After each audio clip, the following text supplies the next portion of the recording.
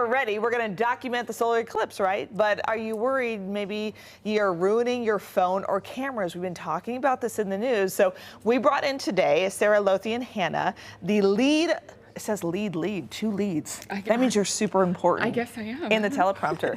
She's the lead photographer over at NASA Glenn with some tips to kind of help you protect your devices. So this is very important. Welcome to the show. Thank you for having me. You are Good morning. so important. So my first question is, how excited are you?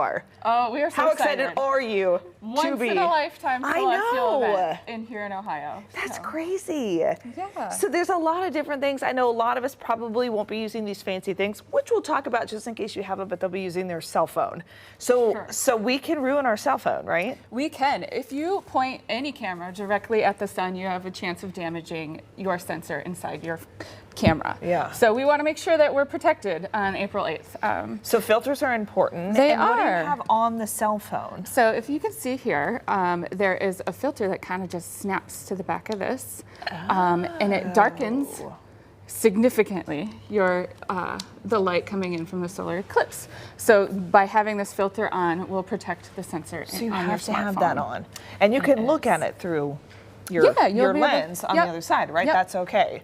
Because you have the, okay. Yep, It's as just long like the glasses, so if you've tried the glasses on, I mean, you can't see a thing. Right, you'll be able to see the sun and the eclipse through it. And then snap, snap, snap away. Let's talk about some other filters that are very important.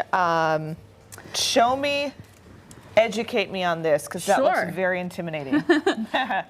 Whether you have equipment that NASA has or not, every camera is going to need a solar filter. Okay. And this you can get from any reputable company.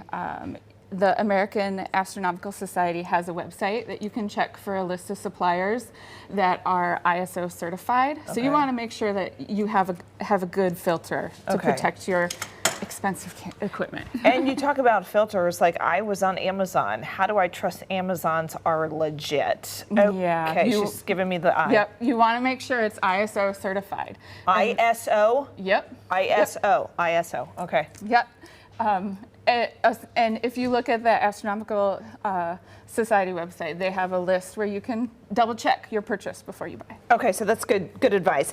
But I think this is super important for those of you who are really excited about catching that. It's literally the totality is 3 minutes long is what they're saying. Yeah. So we need to practice, just like practicing for anything else. Sure. You don't have 3 minutes to stumble your way through, my friends. So no, Sarah, help us out. Don't just expect to be a master on that day. Right. I mean, we can shoot selfies like nobody's business, but this is serious. Right. So it's really important to plan and prep ahead of time. Plan where you're going to be on the day of the eclipse. Yeah. Plan the equipment you're going to use. What lenses are you going to use? Are you going to use your cell phone? You might want to make sure you have your filters and everything. Another way to plan and practice ahead of time is to photograph the sun during a sunny day with your filter on. You want to practice with that filter because it darkens everything down. That's a very good point. So, and with that said, with the sun, you can also practice with the moon too? Sure. Is that true? Yes. Yeah. Okay. So during totality, it's going to be dark. Okay. So all your surroundings are going to change. It's sort of How do you remove and replace filters quickly, right? Right. Okay. Right. So during totality, you actually can remove your filters. So you want to practice that ahead of time too. You can. Make sure you can take that off quickly in the dark. Okay. And I jotted down some other things from your website, frames per second. So if you're doing like the quick shots. Yeah, you want to practice your exposures, and you want to take notes of what kind of exposures you need for your camera while you're practicing photographing the sun and while you're practicing photographing the moon. So the light changes so rapidly that you need to be prepared, and you just don't have a lot of time to fumble around. What is auto bracketing? I'm getting educated. If you're a photographer, for all of us, take notes. Yeah, if you're a photographer, you should understand how to bracket your exposures. So some images are going to be light, some are going to be dark, and we won't go into the details. Okay, but if you want a good one, you just easily snap. Okay, and then test shooting in twilight is a thing too. You can practice there. At nighttime, practice photographing the moon. Practice focusing on the edge of the moon. Get your exposures right, and that'll just give you some practice just to mimic the total eclipse. Okay, what do you have beside you?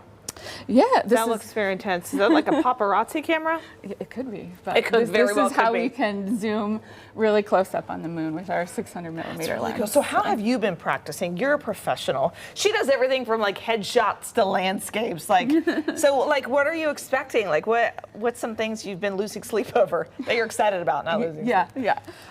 It's just again practicing your settings, and this is a science experiment essentially. Yeah, right.